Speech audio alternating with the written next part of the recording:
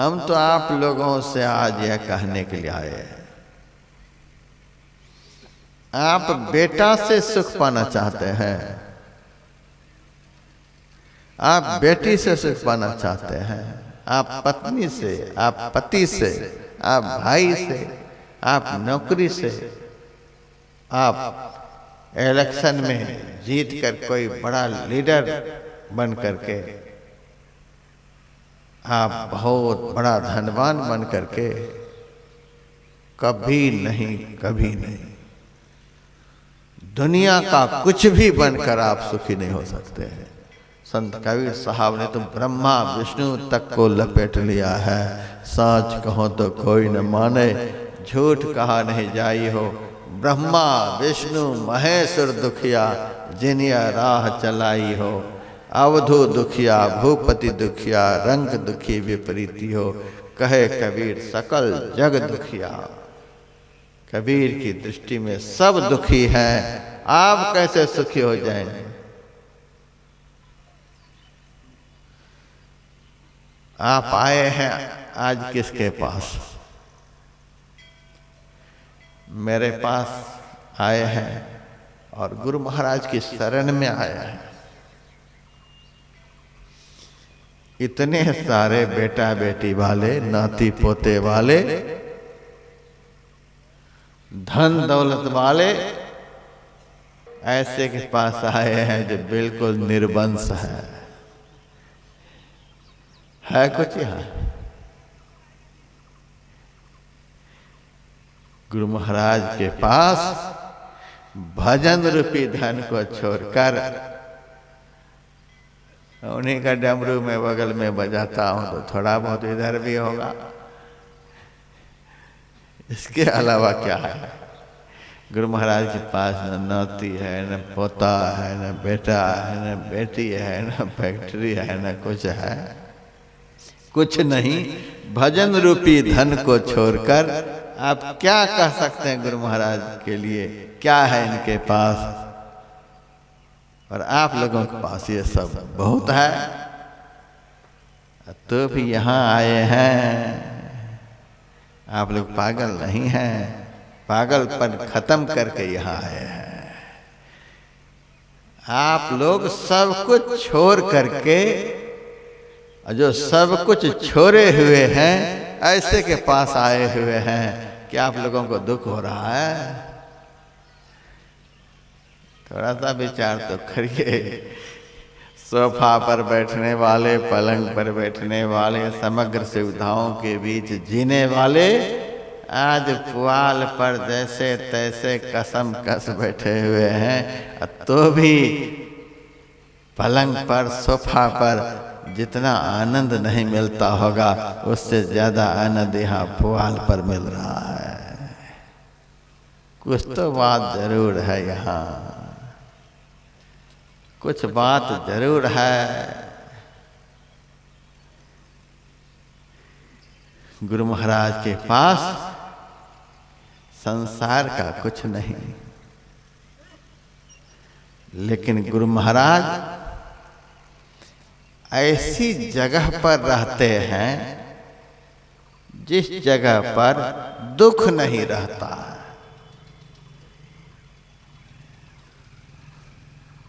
गुरु महाराज कहाँ रहते हैं? हम जब बोलते हैं तो लोगों का दिमाग घूमने लगता है, क्या क्या बोलता है। गुरु महाराज कहाँ रहते हैं? बहुत लोग कह देंगे कुप्पा घाट में। तो धमहरा घाट में कौन रहते हैं? बरारी घाट में कौन रहते हैं? गुरु महाराज कुप्पा घाट में। कुप्पा घाट में तो गुरु महाराज का शरीर रहता था। अब तो शरीर भी नहीं।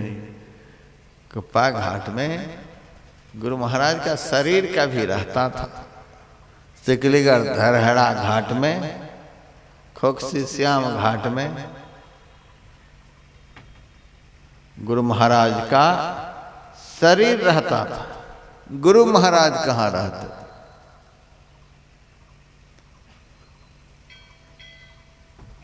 हमारे परदादा गुरु हुए संत तुलसी साहब, उन्होंने घट रामायण में लिखा, सतगुरु संत कंज में वासा, सूरत लाए जो चढ़े आकाशा। पहुंचे हुए संत सदगुरु कंज में रहते हैं। कंज कहते हैं आज्ञा चक्र को, 10वां द्वार को। 10वां द्वार को ही मोक्ष का द्वार बताया गया। 10वां द्वार मोक्ष का द्वार है। वह द्वार इतना बढ़िया है, क्या कहें। फुटल मनुष्यवा के भाग, गुरु गमना ही लही। और मोक्ष का द्वार ऐसा आनंदमय द्वार है, ऐसा सुखमय द्वार है कि जिस द्वार में कोई बैठ जाए तो उस बैठने वाले को देख करके नौ द्वार में रहने वाला भी कुछ देर के लिए आनंदित हो जाएगा। नरक के द्वार में रहने वाला भी 10वां द्वार में बैठे हुए महापुरुष को देख करके खुश हो जाएगा, प्रसन्न हो जाएगा। हमारे गुरु महाराज वहीं बैठे, सदगुरु संत कंज में वासा। गुरु महाराज उस द्वार का अनुभव किए हैं। अनुभव किए हुए गुरु के हम लोग शिष्य हैं। तन नव द्वार हो रामा, अति ही मलिन हो ठामा।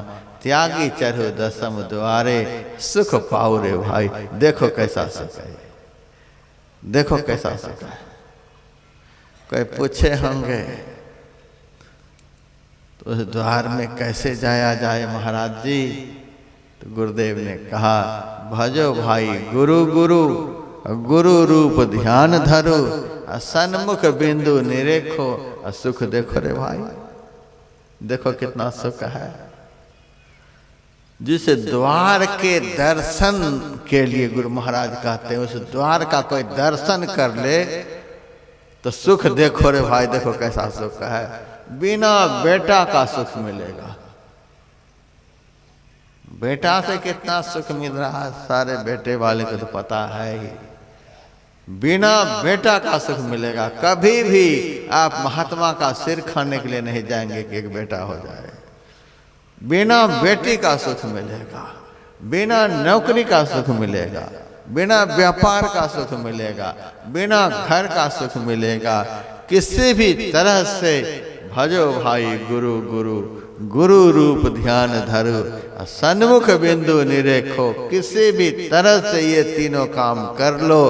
गुरु महाराज कहते सुख देखो रे भाई। देखो कितना सुख है। जिस दरवाजा के दर्शन मात्र से गुरुदेव कहते सुख देखो रे भाई।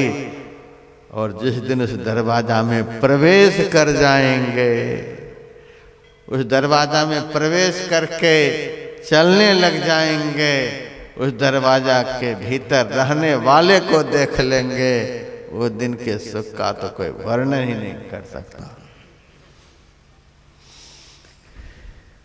वही है दरवाजा, मोक्ष का द्वार।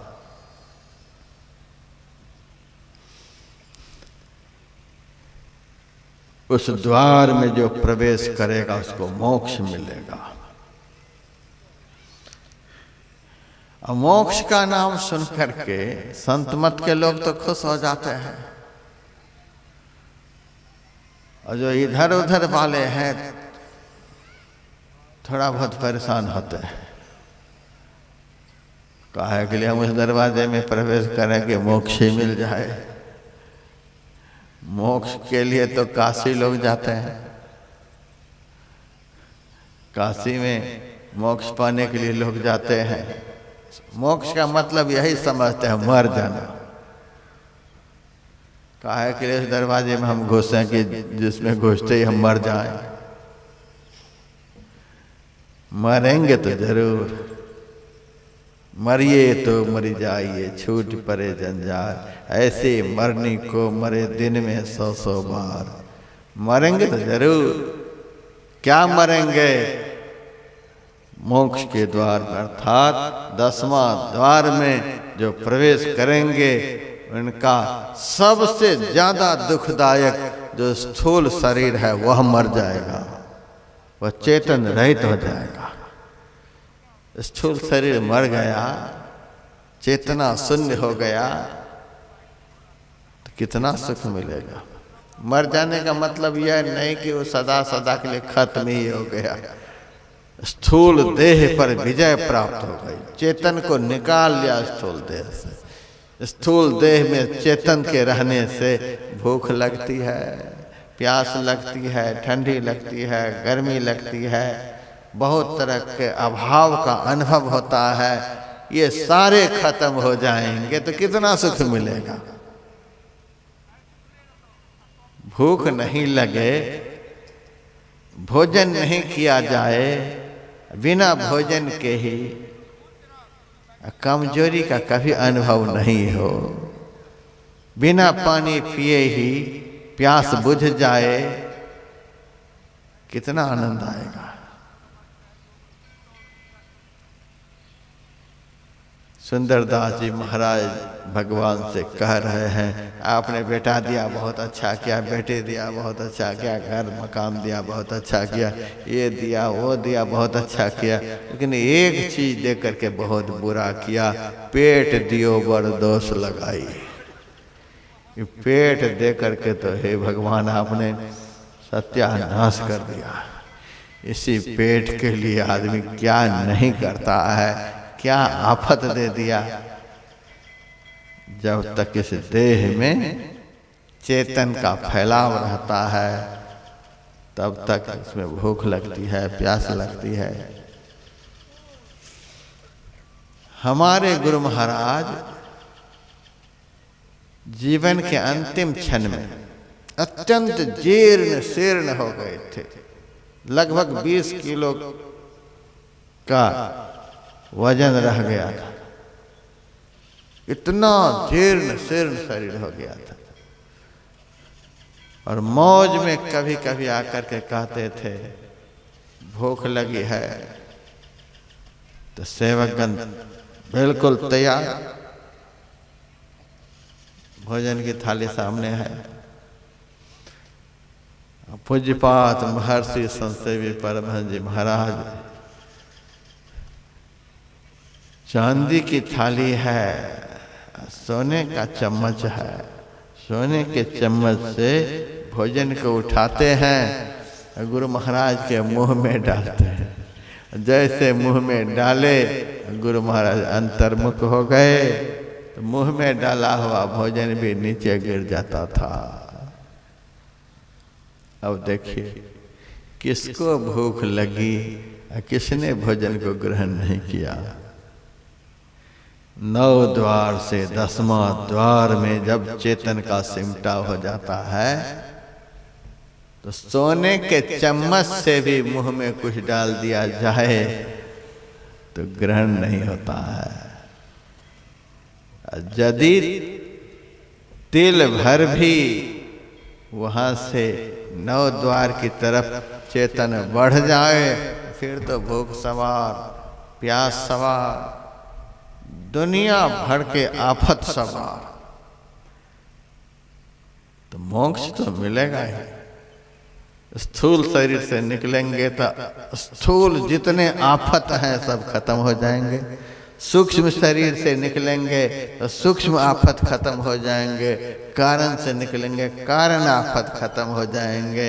महाकारण से निकलेंगे, महाकारण आफत खत्म हो जाएंगे। कैवल्य से निकल जाएंगे, कैवल आफत खत्म हो जाएंगे।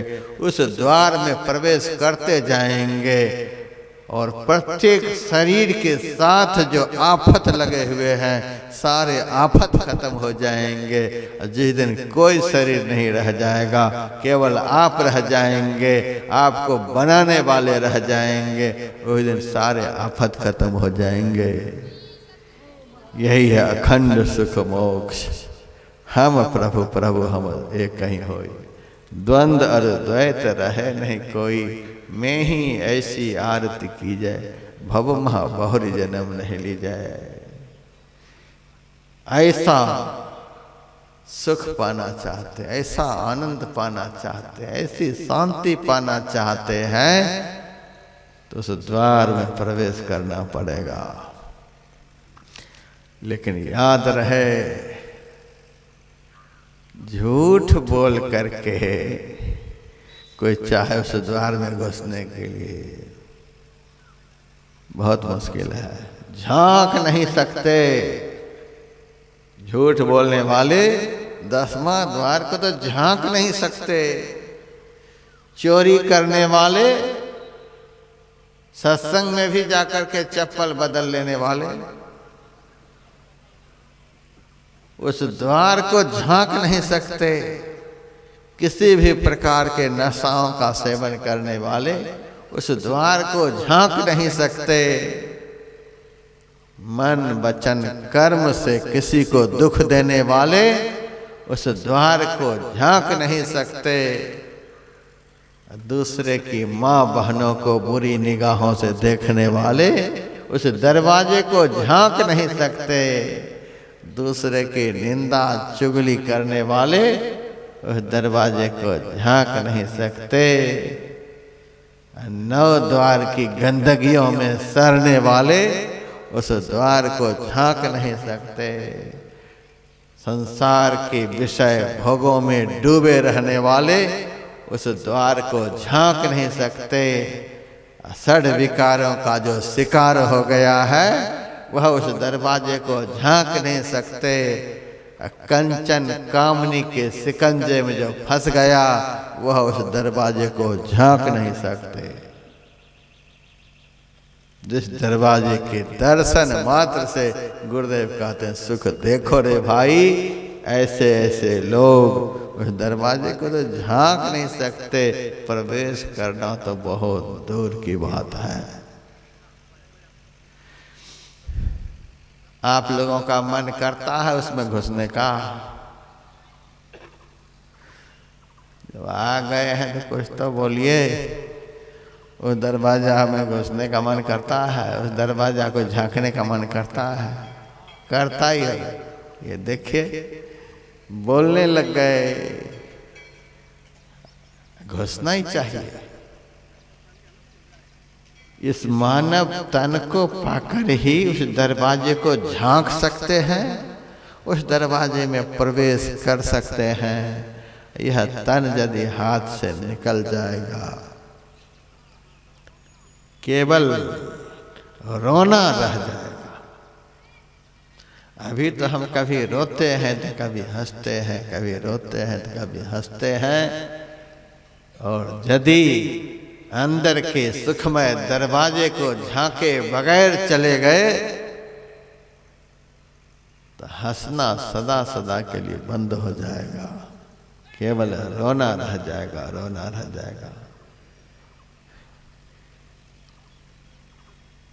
उस सुखमय दरवाजा को इस मनुष्य शरीर से ही हम झांक सकते हैं, इस मनुष्य शरीर से ही प्रवेश कर सकते हैं। मनुष्य शरीर हाथ से निकल गया तो 84 लाख प्रकार के शरीर हाथ लग जाएंगे। 84 लाख प्रकार के शरीरों को पार करते करते कितने समय लगते हैं? 2.25 अरब वर्ष। 84 लाख योनियों को पार करने में 2.25 अरब वर्ष के समय लगता है। लोग आजकल नहीं समझते हैं, जहर पी लेते हैं। थोड़ा सा दुख हुआ, थोड़ा सा कष्ट हुआ, विपत्ति आई, पी लिया जहर। सोचता है जहर पी लेने के बाद ये दुख खत्म हो जाएगा। ये महा पागलपन है, महा मूर्खता है। आप थोड़ा सा दुख पाकर के जहर पी लिए, जहर पी लेने से दुख से पिंड छूट गया। अब तो दुख का फंदा लग गया। अभी तो सुख भी प्राप्त कर सकते हैं, दुख को भी मिटा सकते हैं। बिना भजन किए यदि इस शरीर से निकल गए तो 2.25 अरब वर्ष के दुख का फंदा गले में लटक जाएगा। आप क्या समझते हैं? लोग फांसी लगा लेते हैं। सबसे ज्यादा डर तो हमको इन माइयों का लगता है। इन माइयों से तो हम थर थर कांपते रहते हैं। इनको मरने का कुछ भी डर नहीं है। जहां भी सुसाइड सुनेंगे तो माइयों का ही ज्यादा, सबसे ज्यादा। 1 मिनट में फांसी लगा लेगी।